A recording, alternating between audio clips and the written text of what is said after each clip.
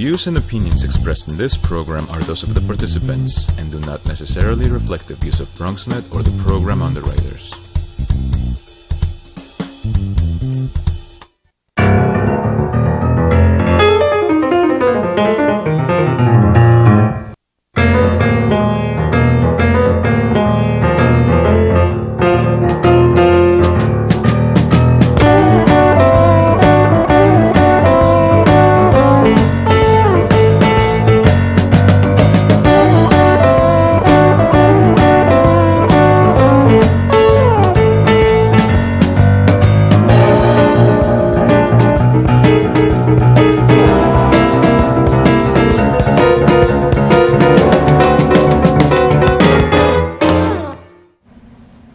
Good evening and welcome to Bronxtalk. It's been called the Island of the Dead, and it's only a mile off the coast of City Island. Since 1980, more than 62,000 people have been buried at Hart Island. These are so-called anonymous people buried in this modern-day potter's field. But advocates from the Hart Island Project say that it's time for the largest tax-funded cemetery in the world to become a park and provide public access.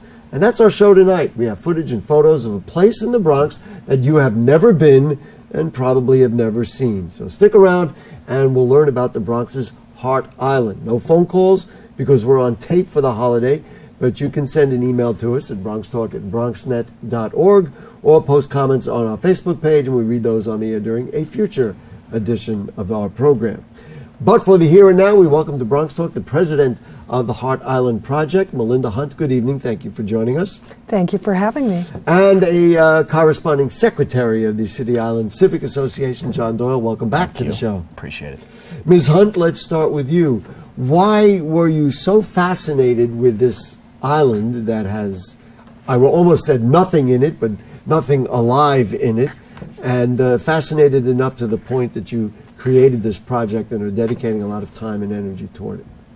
Well, I started out in 1991 rephotographing Jacob Riis's first photographs, which were taken on Hart Island, and I was really interested in it because it was a place, a part of New York that hadn't changed in 100 years since Jacob Riis was there. And so I worked with a photographer named Joel Sternfeld, and we published a book of photographs in 1998. And after that, people started contacting me for help in gaining access. And they wanted access because they may have been related to some of the people who are buried there.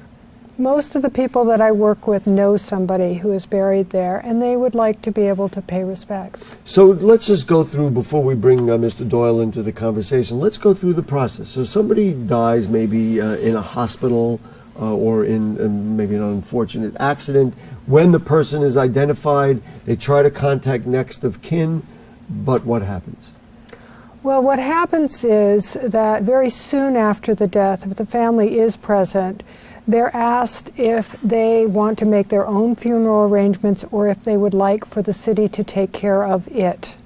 And what's ambiguous is what is meant by the city taking care of it, which is always a burial on Hart Island. And do people, I mean, are they being defrauded in that way, or is it just, well, we'll just give you enough information, and then all of a sudden people find out, oh my goodness, that burial, that happened, and I had nothing to do with it? Or do people just say, well, okay, walk away, and we understand you're going to take care of it, and you walk away? Well, most people, if they were told this is a mass grave, you're not going to be able to visit, and it's irreversible, if they were offered burial assistance, which the city does provide, most people would go to the trouble and apply for burial assistance, which does cover the cost of a simple burial or of a cremation. But that information is generally not provided by the hospitals, and it's not provided because the City Council doesn't require that the hospitals hand out information concerning alternatives to Hart Island. There, just what you just said raises a number of different issues. I want to show people a video that's going to help really illustrate what this is. I do want to bring you into the dialogue, Mr. Doyle. So enter somebody who's involved in civics and involved in the city and everything else. what is it that Ms. Hunt's project wants right now? Sure. And why did you contact me and say, you know what, Gary, this is something we really want to put out? Well, Melinda's been working, and her organization been working with all the council members, particularly council members Crowley, Elizabeth Crowley, and Councilman Vacca, who's our host council person, trying to get support for introductory bill 133 and 134. There are two pieces of legislation. One transfers the jurisdiction from the Parks Department, or from the Department of Corrections, rather, to the Parks Department. The second piece of legislation would provide a ferry service on a regular basis back and forth so people can actually visit it. Otherwise, they'd be left to their own devices. It's obvious why, I think it's obvious why you would want to do that. Is the other side because, well, of course, there's cost and that kind of thing? In other words, it's something else for the city to manage? Is that what the issue is? I think that Hart Island, because it's an island unto itself, has not really been discussed, or really, this has been the first public dialogue I'm aware of on the future of the island. Usually every 10 years, as we've discussed in the past, the city comes up with a horribly bad idea that City Island will always oppose, whether it's a trash power station, whether it's to put on that island. Whether they want to put an incinerator, whether they want to put a larger Department of Corrections facility, which they actually did house people from DOC under short-term inmates in the 80s and early 90s. And then they also wanted to make it a homeless shelter back in the 80s as well. All things that, of course, people on City Island, the antennas would go up on. What's ironic, I guess, for that is that if you were to do something like that, you would need a ferry service of some exactly. sort. But how ironic, you'd put a ferry service up for the use that you want, but maybe not for what some of the advocates want. Before we show the video, what interest, or is there interest from people at City Island, or is it just, well, that's nice, it's over there, and it's kind of curious? No, Melinda's come to our group several times, and she's brought people with City Island Civic Association. And also, she's introduced us to individuals who have under, either medication after they've had a stillborn baby or other sorts of grievous situations, have signed over their loved one over to the city, and these stories break your heart. And again, if we can do something from where we are that can positively protect the neighborhood, which is what this would do, if we were to make it parkland, it would protect the neighborhood, it couldn't be used for another purpose, while at the same time providing comfort and dignity to a lot of people and their families, why not do it? It's kind of a win-win on both sides. Does the just real quick, I thought of that when you mentioned the creation of parkland, isn't that a state legislation thing that has to happen? It starts with the city. It starts with the city, and then it'll go to the state, hopefully. Right. So this was a piece that came out on Australian TV, I guess. Us and Australia, those are the ones really taking an interest in this. Another island. Another island, that's right. A much larger one. Yeah, exactly. Down under. That's right. So this was on a Dateline program in Australia. Okay, so we've taken a quick excerpt from it. Let's roll the tape, and this will give you some pictures and some real idea of what we're talking about here. It's New York's secret island.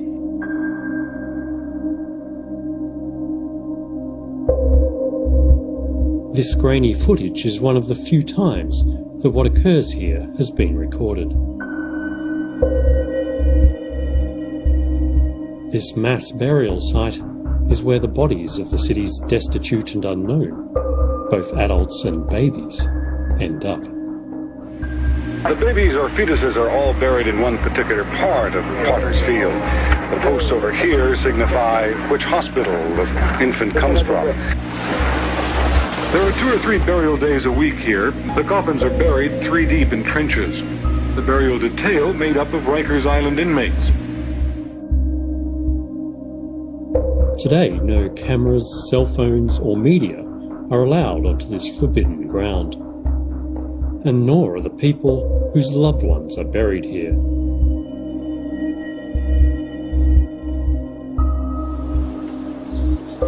But today, Laurie Grant is a woman on a mission. You get a sense from that video of what is going on, and I have to tell you, after John contacted me, I was like, I guess like everybody else, well, that's interesting. There's a lot of people buried there. But when you see it, and you see, inmates from Rikers loading these coffins, it's somewhat macabre, but somewhat incredible.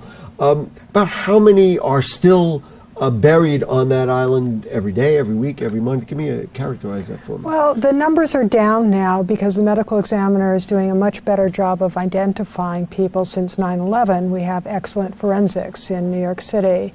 So most people are identified buried on Hart Island. They're not just John Does.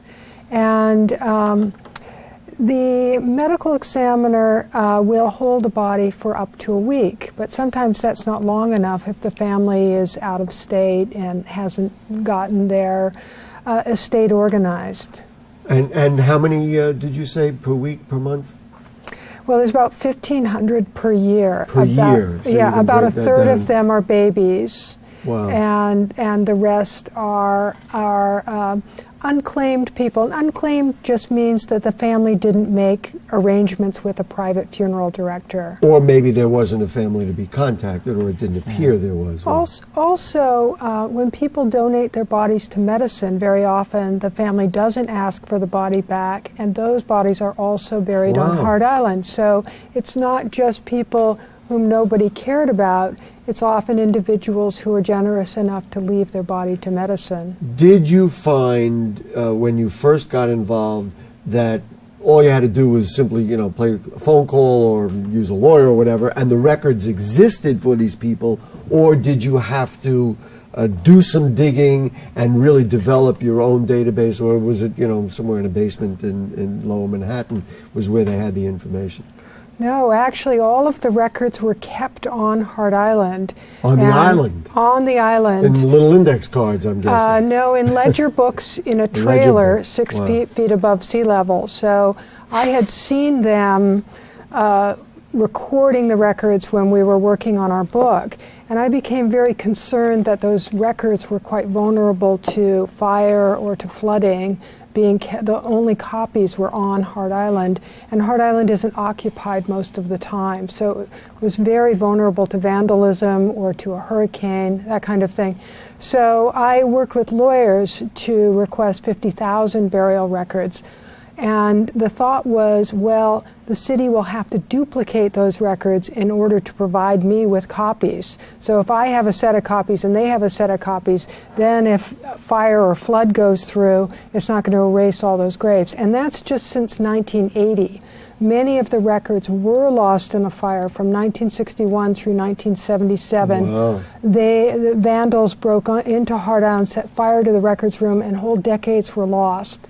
And many of those families are still looking for relatives and do contact me every week, but we don't have those records. John, you kind of snickered a little bit when you heard her talk about the fact that the records were kept in books and it was above sea level, presumably, so it wouldn't get flooded or whatever.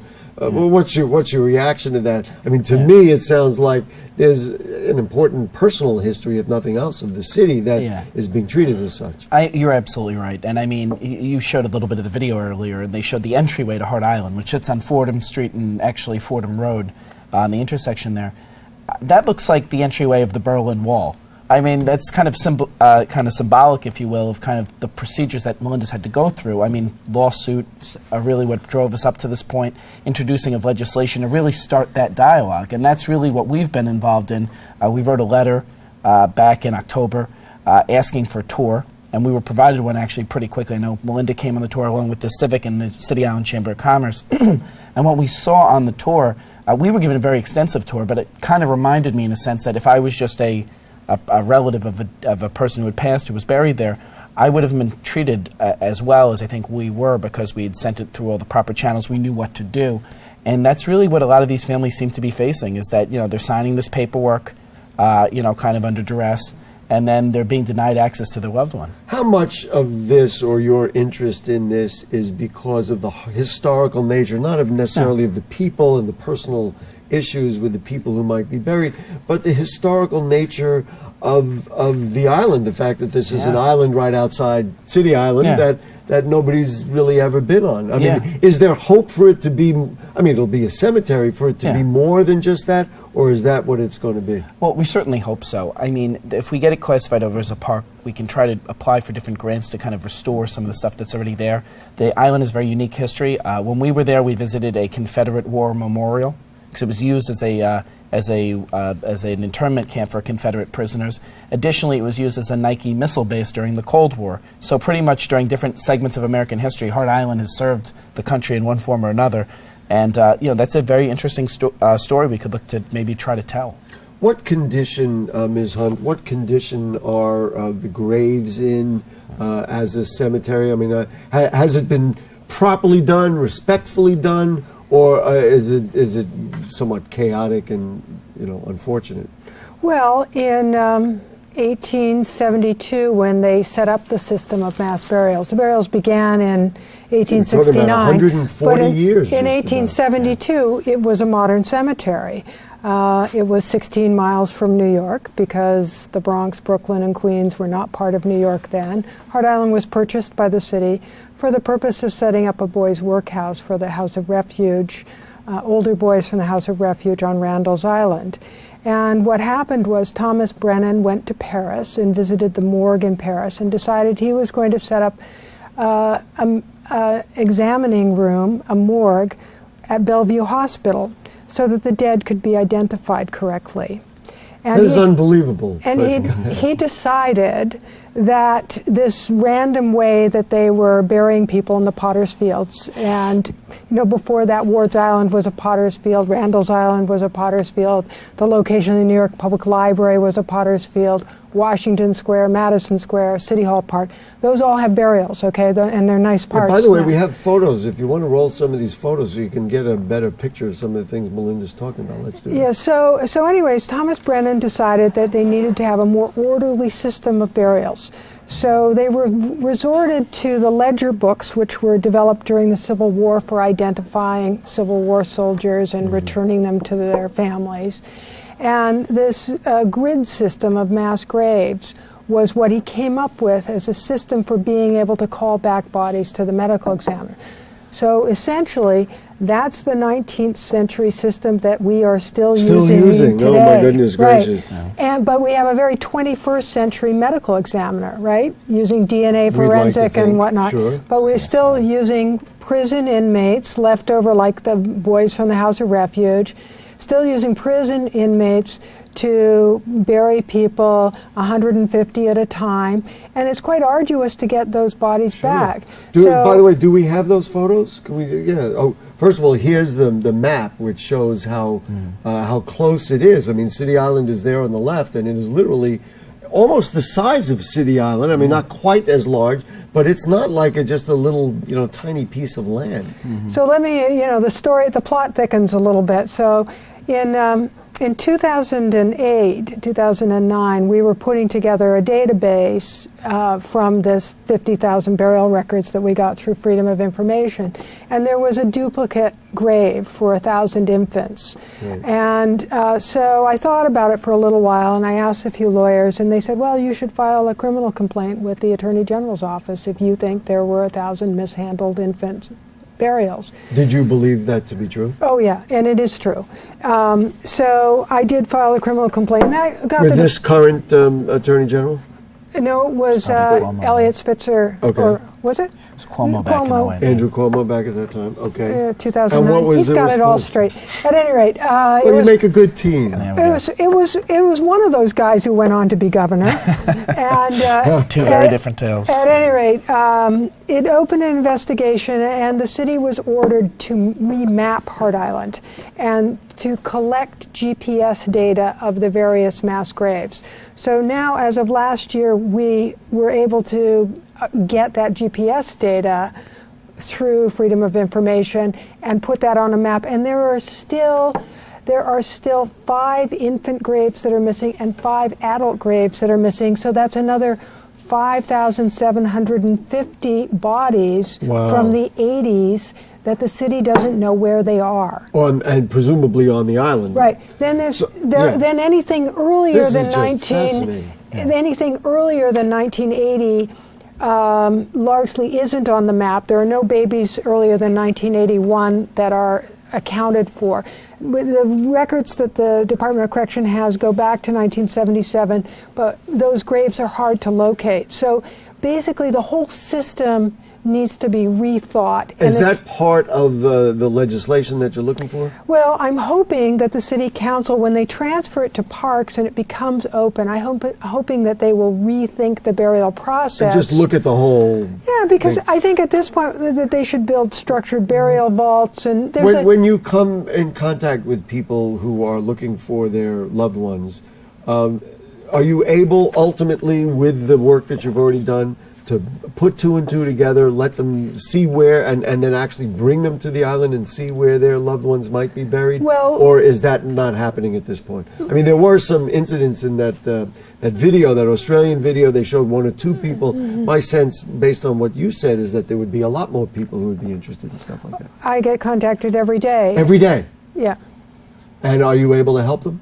Yeah, because now we created an online map that on our website. Which we're going to show. You know what? Yeah. Let's pull that up right now and show some of that, where some of those records are, which are right on the website, which is hartislandproject.net. Right? Hart Island, just hartisland.net. Hart Island, I'm sorry, hartisland.net. So we'll put some of those up on the So screen. anybody can go in and they can type in a last name, or they can go to the interactive map and they can select that plot number, and that'll open up, Yeah, there deconstruct the you entire can see grave. that's what the website. Those are all actually- random people in the database, and the public is invited to add a story or reclaim that In other words, person. so if you may know somebody, you can actually enter something about them, and it becomes for the first time a record of who these people are. Well, and you can stop their clock of anonymity. There's a little bit of a gaming feature. Yes, so I that saw it that. shows the amount of time that someone has been buried in anonymity until somebody pulls them out of anonymity by adding a story. Yeah, I'd like to show. I know we have one of the records. I'd like to show one of the actual records of somebody, which we can put up on the screen. John, where are we at as far as this legislation? Sure. You feel like we're getting to a point where, because you know, with even things that involve living people, Yeah. it becomes very difficult to move the city to transfer properties, transfer land, and undertake a project like this. Well, you're absolutely right. I feel that this last year we've made tremendous progress. The bill was reintroduced. It had been introduced in the last council. We had the same sponsors on as last time. We had Crowley, Councilman Vaca. We also had Annabelle Palmer, and we had Andy Cohen on one of the bills already.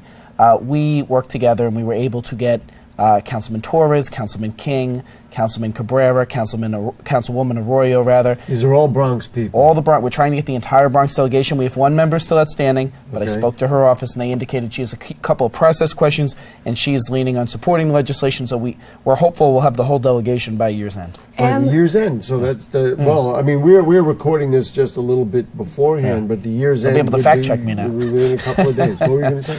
And the speaker, Yes, which the is speaker, what's absolutely. what we didn't have the speaker Yeah. with the Do previous. you have a dollar amount of what it might cost taxpayers to say, well, okay, we want to do this? Well, you know, Although you can go from 0 to $1 million in a minute and decide, well, we need this, and this. it's costing taxpayers quite a lot because people sue the city for wrongful burial. And those are win? those Do they are win? $1 million payouts, yeah, almost Wow. automatically. So the idea that prison labor is cheap really isn't true. So, there hasn't really been a cost analysis, but the Department of Correction currently spends $500,000 out of their $1 billion budget. So it's a very small part of what the Department of Correction does. And we feel that, it basically you don't need prison inmates doing this. If you had structured burial vaults, the Department of Health could do the whole thing. Could simply take them and. Yeah, and then the medical examiner wouldn't have any trouble going back and retrieving remains, and when a family shows up and whatnot, they don't have to go through this whole dark process of getting the body back. The city can just hand it over. Well, what do people say? Is there a relief and the kind of I guess expression of emotion that you would see at any grave, even though you can't pinpoint an individual plot? I'm assuming. I think there's a kind of connection that takes place that is a very fundamental form of human storytelling. To visit a grave site is essentially how human beings began to keep their history, right? To remember who came before you. It's normal to go to that grave site and talk about that person. There is closure. Yeah, and that's just part of who we are as people. Do people get on the island to do that? I mean, are you able I to? took 2 women last year who were So, very but grateful. 2 women last year Out of compared to the 1,500. 62,000. Or this year, sorry. This year, but compared to the 62,000 there's that are a- buried, that doesn't sound like a lot of people. There's a New York Civil Liberty Union class action lawsuit that's been filed, a federal suit, Wow. that is challenging the city's policy of using the prison system to keep people from visiting Sounds like graves. there's a lot of ways you can get in on trying to make changes. John, what do we advise people to do? Is there somebody they can call or just be interested? Look up your local city council person, make sure that they understand that you support the transfer of jurisdiction over from the Corrections Department to the Parks Department. At the same time, you could always contact the council speaker's office Right. and let them know you want HartIsland.net. HartIsland.net. And they can advise the council speaker that they'd like to see a hearing and a vote on this matter. Well, tremendous. Ms. Hunt, anything else that you want to add that we didn't ask you about, or an agenda? You got to be quick. I think there are some people who think that it's inappropriate for a cemetery to become a park, but when you see how successful Washington Square is as a park, and Madison Square and the Public Library and Bryant Park. The Van Cortlands are buried at the top of Vault Right. Hill up there in Exactly. Van Cortlandt Park. So. It's who we are as New Yorkers. I guess so. Melinda Hunt, president of the Hart Island Project, thank you. And John Doyle, thank you for bringing it to our attention. Absolutely. The corresponding secretary of the City Island Civic Association. We appreciate your time. If you have further questions or comments on anything you heard on tonight's show or anything going on in the Bronx, then email them to us at bronxtalk@bronxnet.org. You put them on our Facebook page. We'll read them on the air during a future edition of our program, or send it to the people like these folks who might need to take a look and respond. You can like, which I hope you will, Bronx Talk on our Facebook page. You can check our archives at bronxnet.org. You can see all the old shows if you find Bronx Talk on the lower right navigation bar. Next week, first show of 2015, Council Member Richie Torres will join us. Then the week after, on January 12th, it's the Women of Woodlawn. They're all laughing over here. Bronx Talk, Monday nights at 9 on channels 67 and FiOS 33. Thanks to Dahlia, to Bianca, and to you. Guess what? Happy New Year. I'll see you next year. Good night.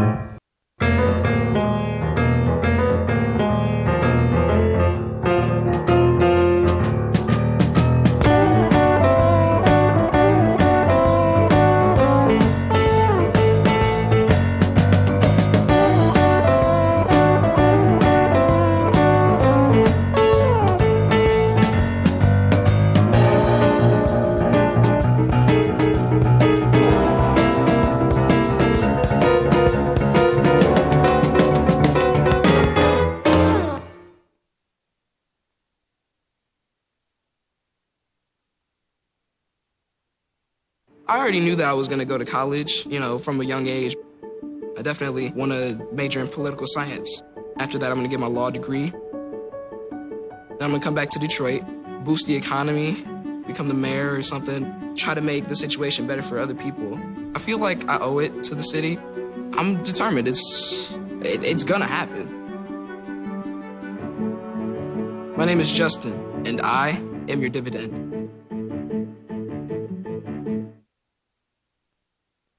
I grew up in the housing projects of Cleveland.